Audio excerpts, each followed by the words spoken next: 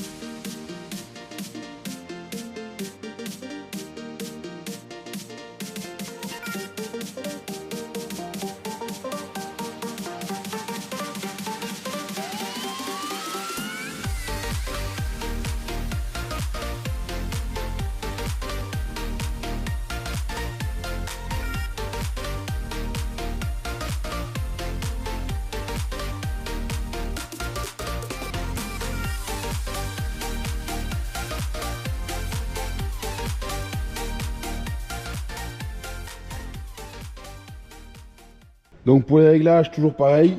Comme c'est des bouchons, on ouvre les grilles. Donc il me reste un petit peu de complet dans le fond, mais enfin bon ça va. Ça va vite partir du coup. Hop. Ah bah évidemment. Allez. Voilà. Tac. Et au niveau des trappes, toujours pareil. On ouvre les trappes à fond. Et ce coup-ci, on fait les deux. Parce que la dernière fois, si vous vous rappelez, j'en avais fait qu'une.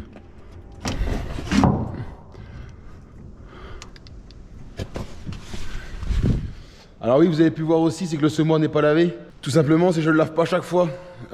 Ici, on a une eau qui est très ferrugineuse. Je pense que ça se dit comme ça. Et du coup, mes outils, plus je les lave, plus ils vont rouiller. Donc il faudrait quasiment investir dans un bac à sable pour nettoyer l'eau avant de pouvoir laver les outils. Donc ce que je fais, c'est en fait je fais un peu à l'ancien temps où j'avais pas du tout de forage. Le semoir je l'avais une fois par an. Bon là après, voilà, quand vraiment il prend de l'eau et que ça colle, par exemple si je fais une nitrate de chaux par exemple, ça va être très gluant, ça va être très infect. Là j'en profite d'en passer un coup parce que, pour une anecdote, l'année dernière, en fait je l'attelais avec l'autre John Deere, j'avais pas encore celui-là. Pour descendre, je montais carrément sur les grilles et je mettais mon pied sur la barquette là et je sautais. Sauf que un jour, voilà, j'ai attelé, le semoir était gras et huileux, mon pied a glissé et je me suis splatché au sol. Bon voilà, bon ça arrive, hein, de toute façon d'accident, il y en aura tout le temps. Le principal c'est qu'il n'y avait pas de...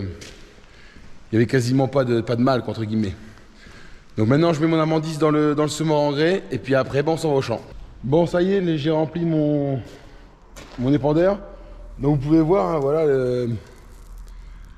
c'est comme des bouchons, donc c'est 48% d'engrais organique, encore et toujours. Mais là par contre c'est le dernier que je vais faire sous cette forme-là.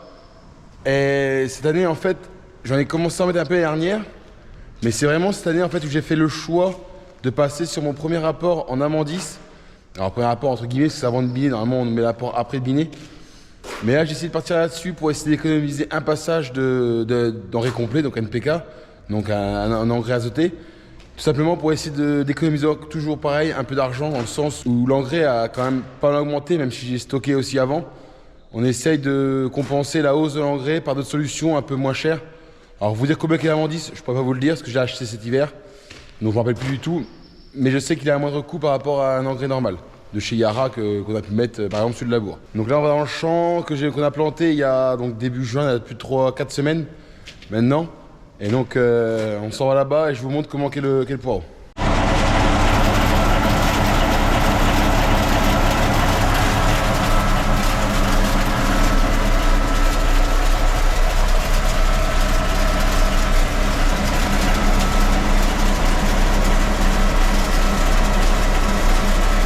Bon, je suis dans le champ, vous pouvez voir quand même que ce week-end il a plu. Alors après c'est un endroit assez humide, hein, donc c'est normal. Mais sinon le reste du champ il est sec, il n'y a pas de problème. Donc là on est sous le poireau planté au tout début, donc fin mai, dernière semaine de mai. Bon, il commence à salir un peu. Alors le souci c'est que c'est de la renouée, je sais pas si je vais réussir à l'avoir, on va dire par des produits chimiques.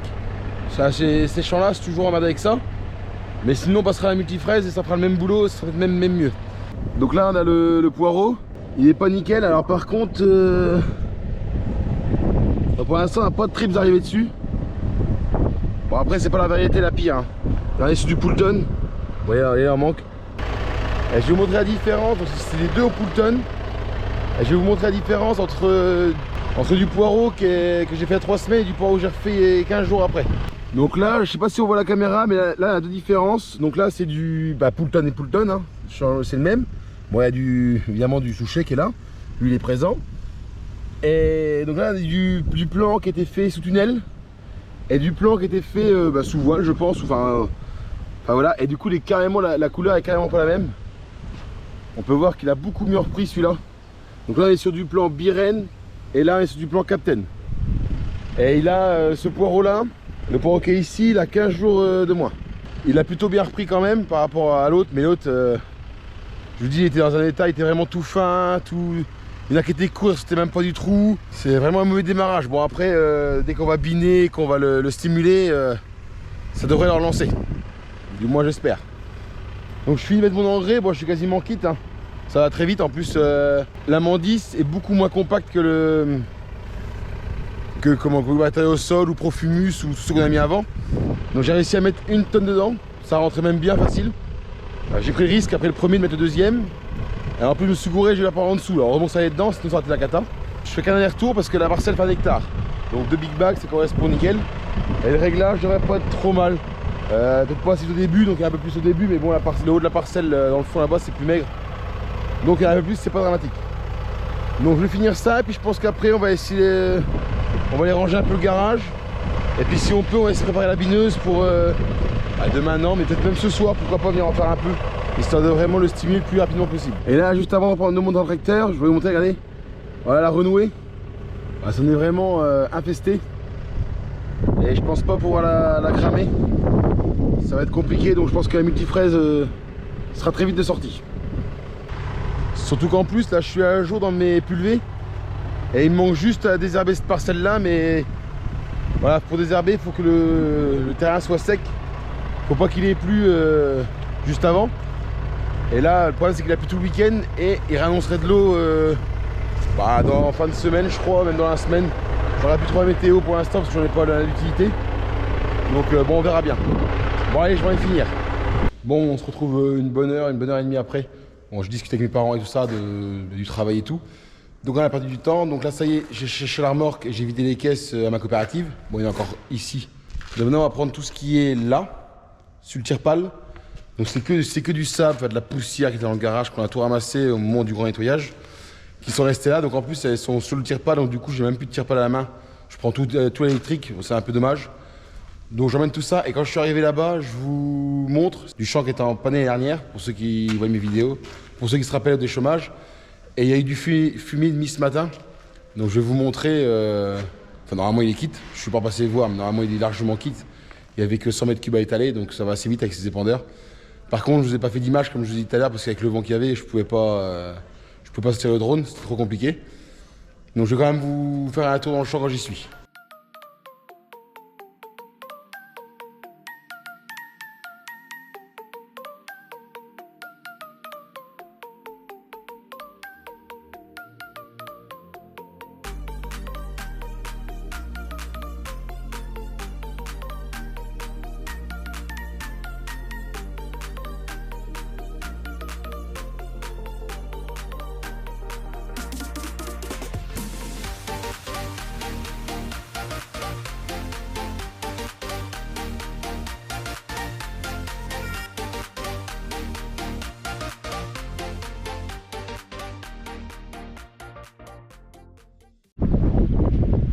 Bon alors il y avait beaucoup de vent, et là on est arrivé dans le champ donc, que je vous disais qui était en panne l'année dernière. Donc là ce matin le TA est venu épandre du fumier dessus. Donc là le champ fait 1 hectare, 1 hectare et demi. Et en gros il y a eu 75 mètres cubes de fumier et demi. Donc ça fait 50 mètres cubes hectare. Donc ça c'est la deuxième solution pour quand on met du Profumus. Et ben là c'est des terrains qui sont plus maigres. Là on est dans les dunes, hein, c'est derrière moi, je pense que c'est distingué. On est vraiment dans les dunes, les sables blancs qu'on appelle ça.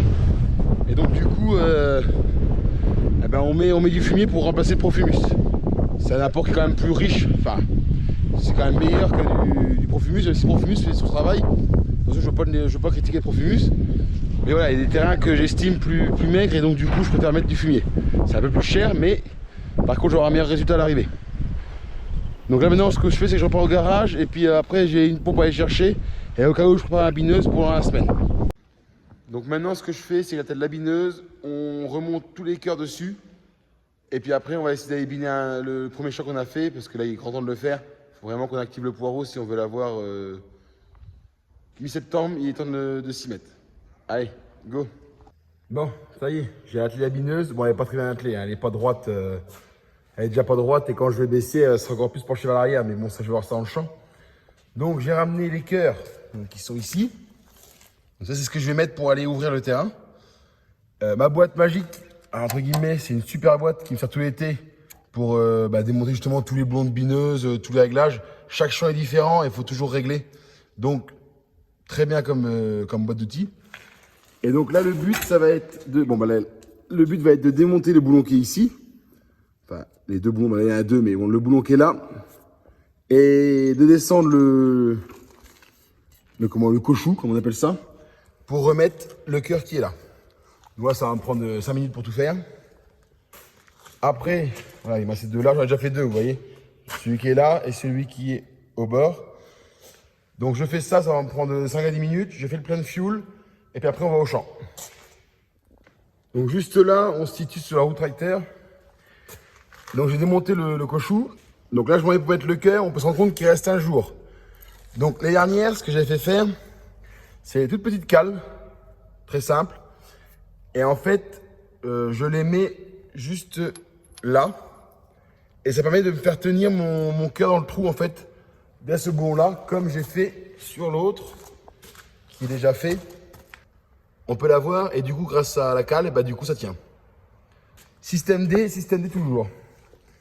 Et aussi, on peut se rendre compte aussi que la bineuse, alors on peut voir par là, donc là au tracteur, il y a encore un élément juste après. Et de ce côté-là, il n'y est pas. En fait, c'est tout simple, c'est qu'à la base, c'était une bineuse pour carottes. Elle n'avait même pas le côté qui est là. Et on peut voir juste le petit point qui est bleu foncé. Et en fait, c'était rajouté pour faire un élément pour le poireau. Donc, l'inconvénient, évidemment, c'est que ça ne travaille pas les deux côtés en même temps. Donc, ce que je dois faire, en fait, quand je suis dans le champ, je vous montrerai tout à l'heure, c'est que je dois forcément tourner en rond. Donc là, on se trouve dans une petite pièce secrète, entre guillemets. Hein. C'est pas secrète, c'est parce qu'elle est bâchée. Parce que comme l'hiver, on y met les pommes de terre là, on essaie de faire une pièce à peu près noire. Pommes de terre, attention, pour consommation personnelle. Et c'est là que je stocke, donc l'hiver, mes pompes et aussi tout ce qui est équipement de bineuse. Donc je vous montre ça. Donc, dans les équipements bineuses, donc on a les cochous qui sont là, parce que je viens de les démonter de la bineuse. Donc les cœurs de poireaux qui sont partis sur la machine. On a juste ici, ça c'est des cœurs qui sont beaucoup plus petits. Donc ça c'est les cœurs pour les carottes.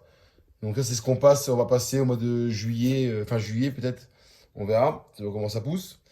Et on a aussi tout ce qui est derrière, qui est un peu en vrac. Alors je vous en sors un. Donc là je sais pas si on va réussir bien à voir. Mais en gros voilà, c'est tout ce qui est lame. Donc ça, je sais pas si je le ferai cette année. Puisque j'ai réparé un multifraise avec les dents. Mais en gros ça, on s'arrange à les passer au plus près du poireau. Et ça s'appelle des lames. Donc des lames, ça permet de couper les mauvaises herbes. Et donc du coup de passer moins de temps à sarcler. Parce qu'il faut savoir que dans nos productions, que ce soit carottes, poireaux et surtout le panais, ça nous demande énormément de temps de sarclage.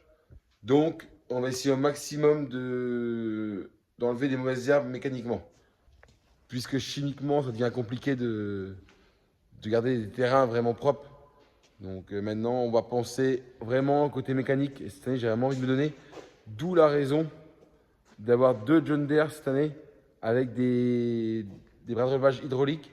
Ça permettra et à moi et à Gérard, si besoin, d'aller biner en même temps à la multifraise, à la bineuse, pour vraiment se focaliser sur les mauvaises herbes. C'est vraiment l'objectif. Donc là, vous pouvez voir, quand je bine, du coup, il y a qu'un côté qui est pris, en fait, sur les deux, comme je vous expliquais tout à l'heure dans le garage. Donc, je tourne en rond. Alors, dans des parcelles comme là, ça va. Déjà, dans des grandes parcelles, évidemment, c'est tout plus compliqué de faire d'un côté à l'autre. C'est une petite perte de temps, je sais. Mais voilà, pour l'instant, j'ai pas spécialement l'envie de racheter une bineuse. Donc là, comme vous pouvez voir, le but, c'est que les cœurs, donc, ils aillent dans le sol pour ouvrir le terrain. Donc là, je viens de faire mes réglages, je suis de profondeur. Et donc là, le but, et là, je vous montre, vous voyez, le terrain a bien changé entre avant et après. Et du coup, ça va aérer le terrain, sachant que d'ici une semaine ou deux, il y aura un coup de multifraise. Bon, ça y est, là, je suis parti, j'ai déjà fait 4 passages. Bon, ça va aller vite, hein. Il m'en reste 7-8 à faire. J'ai pris le choix de rouler à 2 km/h. Normalement, quand le poireau est plus joli, on va plus vite quand même. C'est juste des cœurs qui passent pour ouvrir le terrain. Mais là, le poireau est pas gros. Je vais descendre après pour vous montrer. Et vous allez voir, il est pas gros du tout. Bon, après, on n'est pas parti là non plus, on est qu'au mois de juin encore. Et par contre, l'année dernière, j'ai fait installer le bras de relevage hydraulique. Et donc, avec, je peux diriger la machine droite-gauche. Et ça permet d'être tout seul à biner. Bon, c'est pas nouveau, mais pour moi, ça l'est. Et ça fait quand même pas un an que je l'ai. Donc là, je fais ma parcelle. Donc, je vous ai dit, j'en ai pour elle a tout cassé encore une bonne grosse demi-heure. Donc il va se trouver quasiment 7 heures quand je vais rentrer. Et puis je me donne encore à mes enrouleurs. Je vais voir, donc Gérard a été labouré tout à l'heure le champ pour demain. Parce qu'on finit un champ, on va dans un autre. Et pour l'instant, c'est pas trop sec. Donc je prends le choix de ne pas arroser. Et peut-être par contre demain soir, je le mettrai en route. Là où on a planté sur le plantage et l'autre. Où c'est qu'on va la planter jeudi. Bah, bon, je vous expliquerai tout ça en temps et en heure. Donc là j'avance un peu et après je vous retrouve quand on est dans le poireau. Bon donc là je suis sur du tracteur. Voilà, je vais vous montrer le poireau, le terrain, comment qu'il est. Et puis là je suis quasiment quitte, il me reste juste la planche où je suis là. Et puis les 3 rangs du beurre que j'ai à finir. Et le champ à jet quitte. Donc ça va, c'était vraiment rapide. Donc là on est sur un poireau qui va avoir quasiment un mois. Donc c'est pas son meilleur départ, j'ai déjà connu mieux. Bon après il a refait hein, et Voilà, et là on peut voir que les feuilles elles se tournent. Donc bon, c'est qu'il est poussant quand même. On peut voir aussi qu'on a un terrain qui est quand même relativement propre. Là j'ai juste une petite mauvaise herbe qui est là. Vous voyez, elle passe en place. Hein. On n'est pas nickel. Mais bon, le coup de passer l'équerre va les enlever automatiquement. Surtout là, en plus ils sont dans le milieu. Par contre, j'ouvre le terrain, donc vraiment le poireau va être aéré.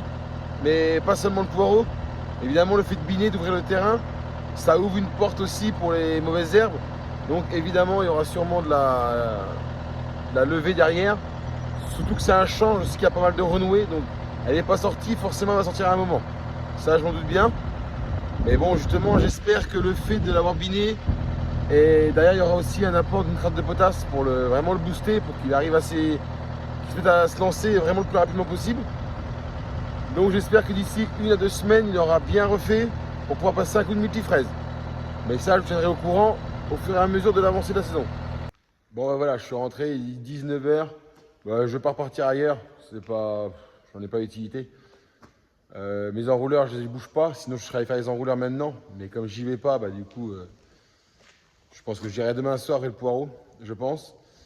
Donc maintenant, ce que je vais faire, c'est que je vais prendre mon téléphone, ma traçabilité, et puis il va falloir que je marque de ce qu'a fait Gérard, ce que j'ai fait, le binage, autrement dit aujourd'hui, c'est tout.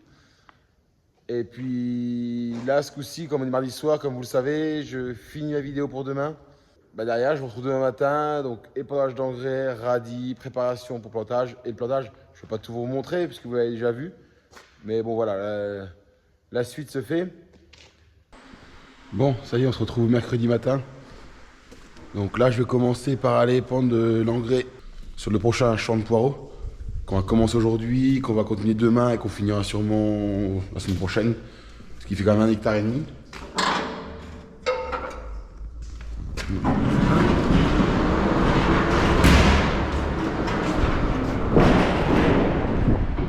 Donc, toujours pareil, le Yara, le 11, 12, 18, si je ne me trompe pas. 12, 11, 18, c'est l'inverse. Bon, c'est pas grave. Hop, donc justement, j'ai épandu de l'amandis lundi. Donc je me suis arrangé avec Gérard pour laisser l'épandeur atteler au tracteur. Ça m'évite de devoir le rateler. Surtout qu'après ça, je devrais être quasiment quitte d'épandre cette semaine. À voir si j'arrive à biner où j'ai mis l'amandis. Je pourrais passer un coup de nitrate de potasse dedans cette semaine. Bon, ça, on verra à la fin de semaine comment ça se goupille.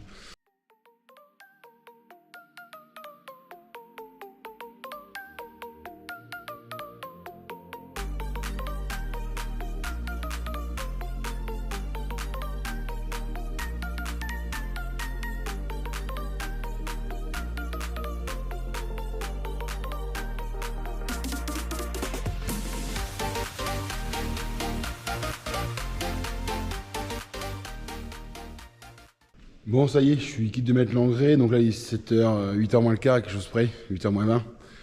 Donc j'en ai profité parce que j'attends Gérard qui va venir à 8h pour aller au radis. Donc j'en ai profité pour réparer, comme je vous disais hier soir, la machine à poireaux. Donc vous voyez, là, c'est à la limite.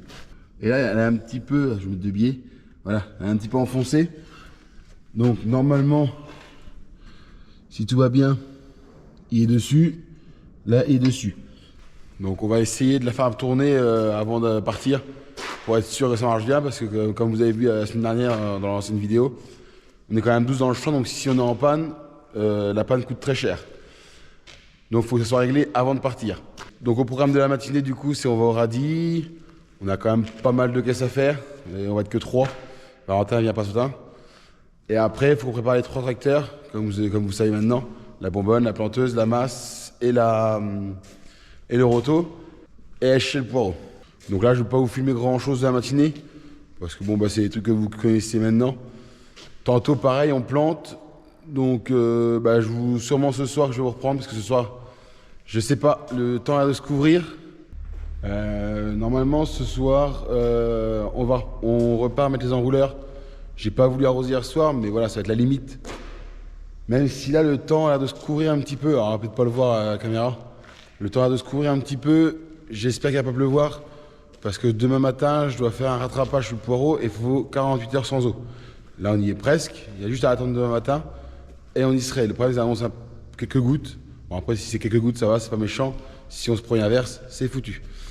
Donc là, Gérard vient d'arriver, on s'en va au radis. Et moi, je vous dis sûrement à ce soir maintenant, parce que je vais pas finir aujourd'hui.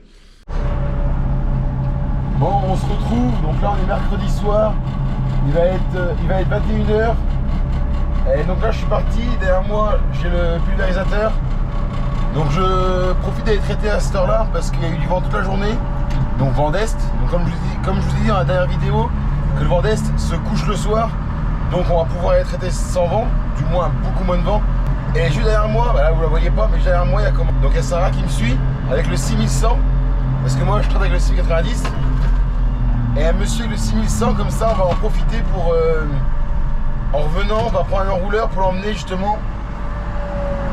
On va prendre un enrouleur pour l'emmener là où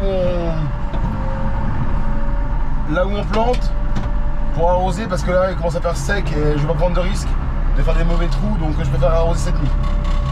Donc là je suis dans le champ, j'ai commencé à traiter. Bon, j'ai le soleil dans la tronche. Donc le traitage est derrière moi, j'ai fait mon premier passage et mon travers. Et là je m'arrête pour vous montrer un peu ce que je vous disais, la renouée. Donc là voilà, toute la renouée c'est ça. Donc là elle est déjà bien avancée en plus. Donc le but c'est au moins de la freiner. La détruire je pense pas. Donc on peut passer, c'est par tâche, hein. Là, le côté là on a, je sais pas si ça se voit beaucoup à la caméra. Ce coin là il y en a pas mal. Beaucoup dans le bas de la parcelle, et dans le haut là-bas, ça va beaucoup mieux. Et même dans la carte qui est juste là-bas en bas, j'avais beaucoup de souchets avant de planter. Là il y en a un peu qui lève, mais pour l'instant c'est un moindre mal, vraiment. Donc on va peut-être réussir à maintenir propre quand même. Pareil, ce champ là, c'est celui où j'ai mis l'amandis début de semaine il me semble. On rappelle déjà plus. Vous voyez beaucoup dans ce champ là, sauf pour la bineuse que j'ai biné autre champ, parce que ça j'aurais pas eu le temps. C'est normal, c'est parce que c'est mon premier poireau, donc il faut vraiment que je m'en occupe pour l'instant plus que les autres. Déjà parce qu'il a été planté 15 jours avant les autres. Et en plus de ça, c'est celui qu'il faut qu'il soit arrivé pour celui-là, là où je suis, fin septembre, il faut qu'il soit arrivé. Et on a pu voir tout à l'heure qu'il en est très loin. Surtout qu'en plus, il y a une passe, il était pas très joli quand on l'a planté et il y a du mal à repartir. Il est vraiment petit, il est vraiment chétif. Donc voilà, il faut vraiment s'en occuper un peu plus que les autres pour l'instant. Bon, la parcelle avance bien. J'étais en train de traiter et j'ai oublié quelque chose quand même d'assez important aussi. Pourquoi je traite à cette heure-là? Donc déjà il est tard parce que le vent d'est se calme le soir, donc c'est beaucoup plus efficace, il y a beaucoup moins de vent, donc ça évite de toute façon c'est interdit de traiter quand il y a beaucoup de vent de toute façon. Mais surtout aussi une des raisons que j'ai pris le choix tantôt de venir ce soir, c'est que pour commander les poireaux, je regardais la météo et ils annonceraient peut-être un peu d'eau dans la nuit ou fin de nuit et début de matinée. Et le produit que je suis en train de mettre, c'est un produit où il faut 48 heures sans eau, avant. Et donc là on y est, on les a, sauf que si demain matin il se met à pleuvoir, je suis obligé d'attendre 2 jours. Donc jeudi matin, ça me pleut samedi matin. Et le week-end est incertain aussi, donc je prends pas de risque. Ce soir, c'est le moment idéal pour l'appliquer. Surtout derrière, du moment qu'il a quelques heures pour faire son efficacité, après, s'il pleut, c'est moins dramatique. Donc ça me semblait quand même assez important de vous le dire, de pourquoi je venais ici à cette heure-là et le soir, et qu'il faut savoir que la météo est un facteur très important dans notre métier. Bon, ça y est, l'enrouleur est déroulé, là Sarah s'en va allumer la pompe. Intelligence, je suis parti donc faire mon pulvé et s'arracher l'enrouleur sans l'embout qu'il nous fallait pour brancher. Je vais vous montrer. Donc pour brancher le tuyau bleu, le tuyau de pompier qui arrive là, pour le brancher,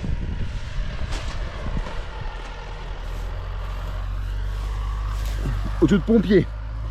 Et donc il nous manquait ce raccord là, sauf que là il est en calcaire et moi il me fallait en sautra là-bas. Donc je me suis dit, on de la route, j'ai dit bon il n'y a plus qu'à mettre l'enrouleur, tout préparé, et puis on va aller chercher raccord au garage pour ramener le bon. Et le long de la route, alors 2 choses. Première chose, toutes les semaines, casse, pépins, enfin grosse galère un peu partout. Et là, bon alors, je sais pas si c'est une chance, hein, c'est un peu ironique. On repart avec l'enrouleur et sur la route, on trouve une tablette. Alors, pas mal du tout, hein, une Samsung nickel. Bon, par chance, j'ai réussi à allumer et ça doit être un EDF parce que c'est écrit Linky dessus. Donc, c'est des réparations Linky. Donc, bon, voilà, demain, je vais pouvoir rappeler Demain, je vais pouvoir les appeler pour leur dire que j'ai leur tablette et je vais pouvoir leur redonner. Je vois pas l'intérêt de la garder. Je suis pas un voleur. Et donc deuxièmement, le long de la route, je me suis rappelé que le petit enrouleur était dans les carottes encore derrière et que lui, il avait le fameux raccord que je vous ai montré tout à l'heure, le raccord pompier. Donc, j'ai pu bidouiller un système pour me faire gagner au moins facile une demi-heure. Donc c'est quand même pas négligeable, surtout qu'en plus, on est quand même sous les coups de 22 heures. Donc la nuit commence à tomber, il faut que l'enrouleur soit enroulé pour demain matin. Donc le fait d'avoir fait ce système dès là ça me permet d'être gagnant sur tous les terrains. Donc là, Sarah met en route. Et puis après, on va pouvoir enfin rentrer chez nous.